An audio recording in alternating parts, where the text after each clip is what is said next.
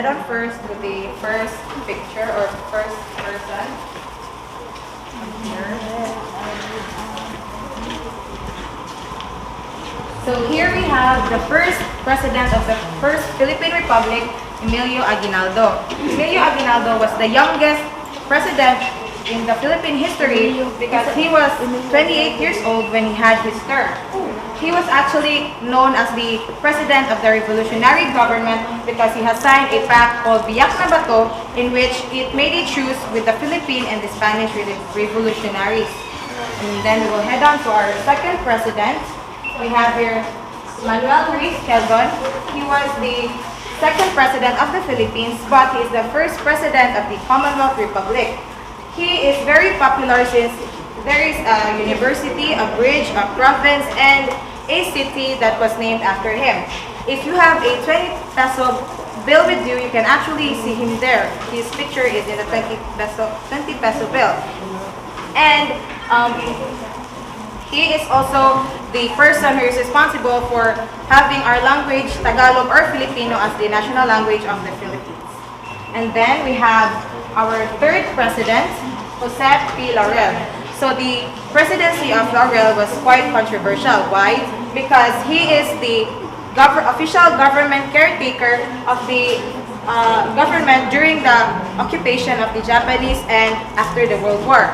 So together with his family, Jose P. Laurel established a very well-known school, university rather, here in the Philippines, which is Lyceum of the Philippines.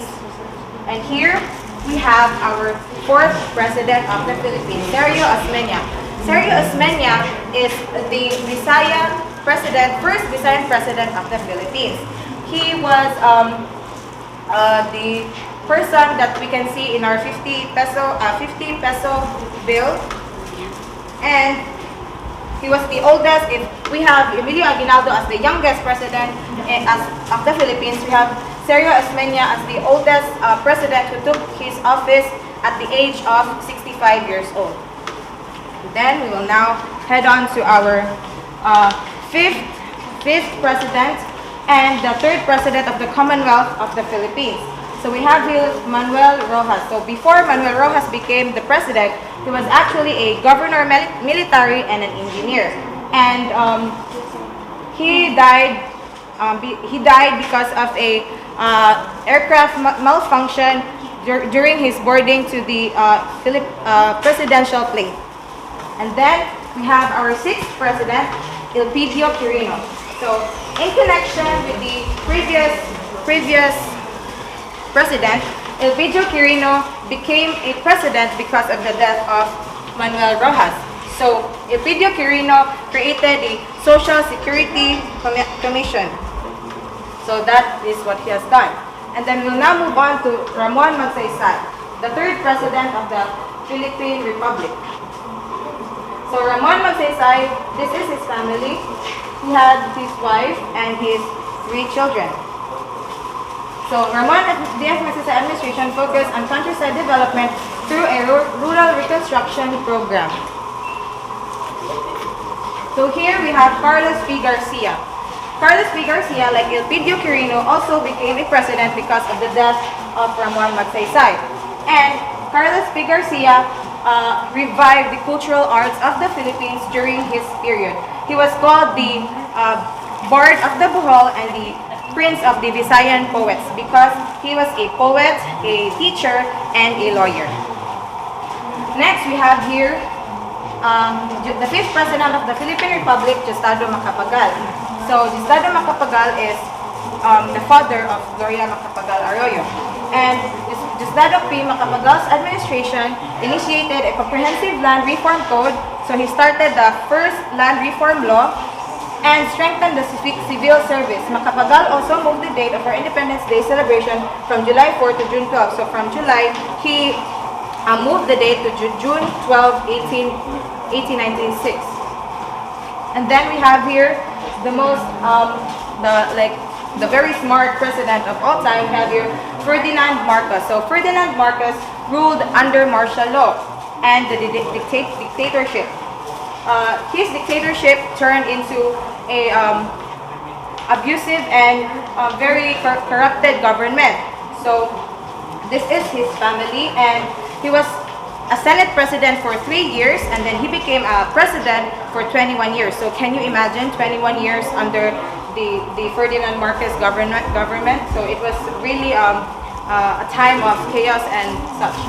So, and his remains were the only remains of and his remains are preserved. So he's the only president that remains were being preserved, unlike the other presidents that were buried. And now we will head on to our very first woman, or first woman president, not only in the Philippines but in the Asian countries. We have here Corazon Aquino. She is the wife of Ninoy Aquino, and she was a prominent character in the People Power Revolution. So he took back democracy from Marcos, who had the dictatorship and led the people of the People Power Revolution. And here we have Fidel V. Ramos. Fidel V. Ramos is the eighth president of the Philippine Republic. So he oversaw the economic growth of the Philippines, and before he became a president, he was the chief of the staff of the armed forces of the Philippines, and he was an engineer. So he basically the economy of the growth of the economy of the Philippines boomed when he became the president. Here we have Joseph Erap Estrada. So I think everyone is familiar with Estrada. Why? Because he is a very famous film actor, and he was the first president who became a famous film actor. And during his term, he was actually had many impeached proceedings because he stole from government funds, and he was ousted to become a president on the 2001. So this is his picture. Joseph Ejercito Estrada presidency brought into focus the plight of the poor, who constitute the majority of the Filipinos.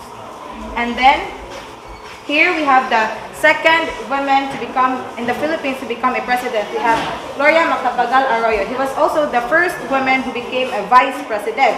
So he is the daughter of Diosdado Macapagal. So she is also like, we have similarities with Erap Estrada because he also stole funds. He also had impeached proceedings, but it failed because she was rich and she had connections. And it was said that she stole money from the government funds. So that is why she was impeached. And here we haven't had a picture yet of the President Noynoy Aquino because we haven't retrieved it yet from the National Museum, but Noynoy Aquino is the first president who is a bachelor. He is unmarried and he has no children. And he also instated the K-12 program and created the no wangwang or street siren policy, where there is no wangwang anymore in our country. And next would be our current president of the Philippines, Rodrigo Duterte Digong, as we may know him. So I think that's all for this gallery. Let us now proceed to the next. Thank you for